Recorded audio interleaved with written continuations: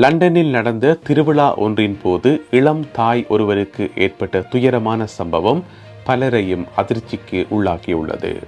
பிரித்தானியாவின் சில பகுதிகளில் புதிய வகை வைரஸ் ஒன்று பரவி வருகின்றது. ஆளும் லேபர் கட்சிக்கும் பிரதான எதிர்க்கட்சியாகிய கன்சர்வேட்டிவ் கட்சிக்கும் இடையே புதிய மோதல் ஒன்று வெடித்துள்ளது. லண்டனில் மிகவும் ஆபத்தான அண்டர் கிரவுண்ட் நிலையம் பற்றிய தகவல் ஒன்று வெளியாகியுள்ளது. இவை உள்ளிட்ட பல செய்திகள் இன்றைய வீடியோவில் காத்திருக்கின்றன.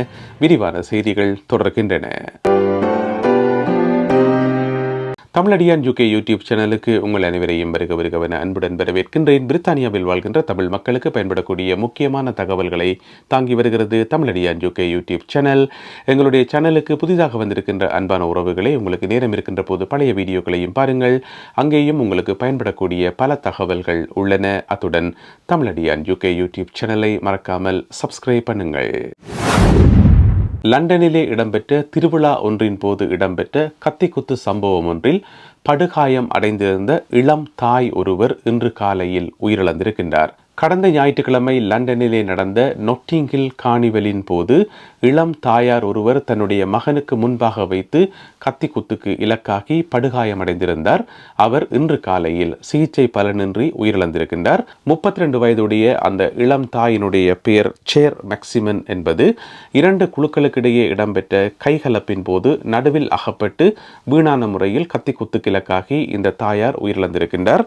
அதே நேரம் பார்த்தீங்கன்னு சொன்னா, இதே நொட்டிங் ஹில் கார்னிவல்ல இன்னும் ஒரு நபருக்கும் கத்திக்குத்து தாக்குதலுக்கு இலக்காகி அவரும் கொல்லப்பட்டிருக்கின்றார். மறுநாள் கடந்த திங்கட்கிழமை அவர் கத்திக்குத்துக்கு இலக்காகி உயிரிழந்திருக்கின்றார். அவர் ஒரு செஃப், துபாயில் இருந்து UKக்கு வந்த ஒரு செஃப். அவர் ஸ்வீடன் நாட்டைச் சேர்ந்தவர், ஸ்வீடிஷ் குடியுரிமை கொண்டவர். அவர் ஒரு பிரபலமான செஃப் ஆவார். அவர் திருவிழாவை பார்க்க வந்திருந்த நேரத்தில் எதிர்பாராத விதமாக கத்திக்குத்துக்கு இலக்காகி அவரும் உயிரிழந்திருக்கின்றார். எனவே இந்த 2 பேருடைய உயிரிழப்பு சம்பந்தமாக போலீசார் இன்று காலை உத்தியோகபூர்வமாக தகவல்களை வெளியிட்டுள்ளார்கள். Audi A8 காரில் பயணம் செய்த 80 வயதுடைய நபர் ஒருவர் விபத்துக்குள்ளாகி உயிரிழந்திருக்கின்றார். இந்த சம்பவம் எங்கே நடந்திருக்குன்னு பார்த்தீங்கன்னு சொன்னால், வேல்ஸில் நடந்திருக்குது.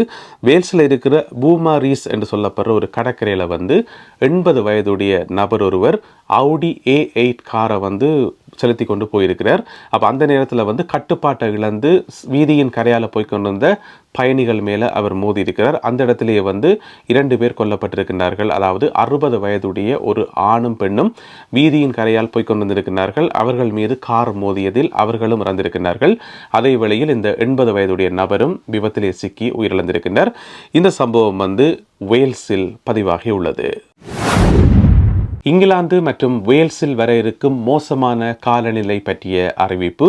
நாளை ஞாயிற்றுக்கிழமை விடிகாலை 4 மணி முதல் இரவு 9 மணி வரை இடியுடன் கூடிய கடும் மழை பல இடங்களில் பெய்யும் என வானிலை அவதானிப்பு நிலையம் அறிவித்திருக்கின்றது. குறிப்பாக மின்னல் தாக்கம் மற்றும் இடி முழக்கங்கள் போன்றவை தொடர்ச்சியாக இருக்கும் என அறிவிக்கப்பட்டுள்ளது. காலை 4 மணி முதல் இரவு 9 மணி வரை இந்த சீரற்ற காலநிலை இங்கிலாந்தின் பல பகுதிகளிலும் வேல்ஸினுடைய பல பகுதிகளிலும் இருக்கும் என்று சொல்லப்படுது.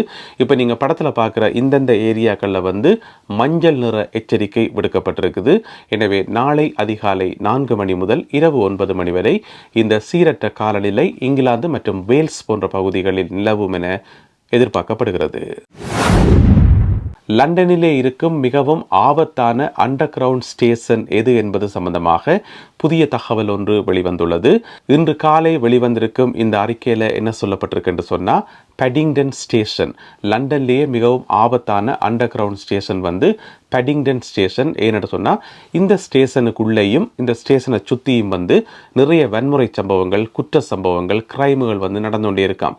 ஒரு வருஷத்தில் பார்த்தீங்கன்னு சொன்னால், அதாவது 2023ஆம் ஆண்டு ஜூன் மாதத்தில் இருந்து இந்த 2024ஆம் ஆண்டு ஜூன் மாதம் வரைக்குமான ஒரு வருட கால பகுதியில் பார்த்தீங்கன்னு சொன்னால், மொத்தம் 230 வன்முறை சம்பவங்கள் பதிவாகியிருக்காம். இந்த ஸ்டேஷனை சுற்றி, ஸ்டேஷனுக்கு உள்ளேயும் ஸ்டேஷனை சுற்றி 500 மீட்டர் சுற்று வட்டாரத்திலையும் இந்த 230 சம்பவங்கள் பதிவாகி இருக்காம். அதன் அடிப்படையில் லண்டனிலேயே மிகவும் ஆபத்தான அண்டர் கிரவுண்ட் ஸ்டேஷன் பெடிங்டன் ஸ்டேஷன் என்று சொல்லப்படுது. எனவே பெடிங்டன் ஸ்டேஷன் பக்கம் அடிக்கடி போயிட்டு வரார்கள். நீங்கள் போய் வரும்போது கொஞ்சம் அவதானமாக போய் வரணும். ஏன்னு சொன்னால், பிக் பாக்கெட்லேருந்து கத்திக்குத்து சம்பவத்திலிருந்து பல்வேறு விதமான வன்முறை சம்பவங்கள், குறிப்பாக இரவு நேரத்தில் பயணம் செய்யக்குள்ள கொஞ்சம் அவதானமாக இருக்கணும். பேடிங்டன் ஸ்டேஷனுக்கு அடுத்த இடத்துல 2ஆம் இடத்துல இருக்கிறது வந்து லிவர்பூல் ஸ்டேஷன். அதுவும் ஒரு ஆபத்தான இடம்தான். அங்கேயும் நிறைய வன்முறை சம்பவங்கள் பதிவாகி இருக்குது. அங்கே பார்த்தீங்கன்னு சொன்னால் 227 வன்முறை சம்பவங்கள் பதிவாகி இருக்காம். எனவே பேடிங்டன் ஸ்டேஷனை விட 3 வன்முறைகள் தான் குறைவாக நடந்திருக்குது. எனவே லண்டனிலே இருக்கும் லிவர்பூல் ஸ்டேஷனும் பேடிங்டன் ஸ்டேஷனும் ஆபத்தான அண்டர் கிரவுண்ட் ஸ்டேஷன்ஸ் என அடையாளப்படுத்தப்பட்டுள்ளன.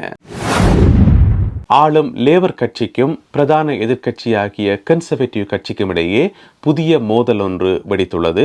இந்த மோதலுக்கான காரணத்தை பார்த்தீங்கன்னு சொன்னால் ஒரு சாதாரண காரணம்தான். இருந்த போதிலும் கூட 2 கட்சியுமே வந்து இப்பொழுது தீவிரமாக மோதிக்கொண்டிருக்கிறார்கள். குறிப்பிட்ட இந்த ஒரு விடயத்துக்காக என்ன நடந்திருக்குன்னு சொன்னால், பிரதமருடைய அலுவலகம் உங்களுக்கு தெரியும், இலக்கம் 10 டவுனிங் ஸ்ட்ரீட். அந்த பிரதமருடைய அலுவலகத்தில் யூகேனுடைய முன்னாள் பிரதமர், இரும்பு பெண்மணி என அழைக்கப்படும் மார்கரெட் தச்சர் அவர்களுடைய பெரிய ஒரு புகைப்படம் ஒன்றிருந்திருக்குது. அந்த புகைப்படத்தை வந்து இப்போதைய பிரதமர் கியர் ஸ்டார்மர் அவர்கள் அகற்றி விட்டாராம். ஏதோ ஒரு காரணத்துக்காக பிரதமருக்கு அந்த படம் பிடிக்கலையோ என்னவோ தெரியல, டவுனிங் ஸ்ட்ரீட்டில் இருக்கிற ஸ்டடி ஹோலில் இருந்த அந்த படத்தை எடுத்துக்கொண்டு போயிட்டு இப்போ வேறு இடத்துல வைக்கப்பட்டிருக்காம். அதனால் வந்து இப்போ கன்சர்வேட்டிவ் கட்சி வந்து பிரச்சனையை உருவாக்கி இருக்குது. அவர்கள் இப்பொழுது கேள்வி கேட்க ஆரம்பித்திருக்கிறார்கள். மார்கரெட் தச்சர் அவர்களுடைய அந்த படம் எங்கே, அதை கொண்டு போயிட்டு எங்கே வச்சுக்கிறீங்க, ஏன் ஒழிச்சு வச்சுக்கிறீங்க, இந்த மாதிரியான பல பிரச்சனைகள் வந்து இப்போ 2 கட்சிக்கும் இடையே வந்து போய்கொண்டிருக்குது. இந்த கேள்விக்கு பிரதமர் கியர் ஸ்டார்மர் அவர்கள் சரியான பதில் சொல்லல என்றதான் இப்போ பிரச்சனை. ஏன் பிரதமர் மௌனம் காக்கிறார், ஏன் அதுக்கு பதில் சொல்லல என்று சொல்லி இப்பொழுது 2 கட்சிகளும் மாறி மாறி சண்டை பிடித்துக் கொண்டிருக்கின்றார்கள். பிரான்சிலிருந்து படகுகள் மூலம் நேற்று 30ஆம் தேதி பிரித்தானியாவுக்கு 408 பேர் வந்து சேர்ந்திருக்கின்றார்கள்.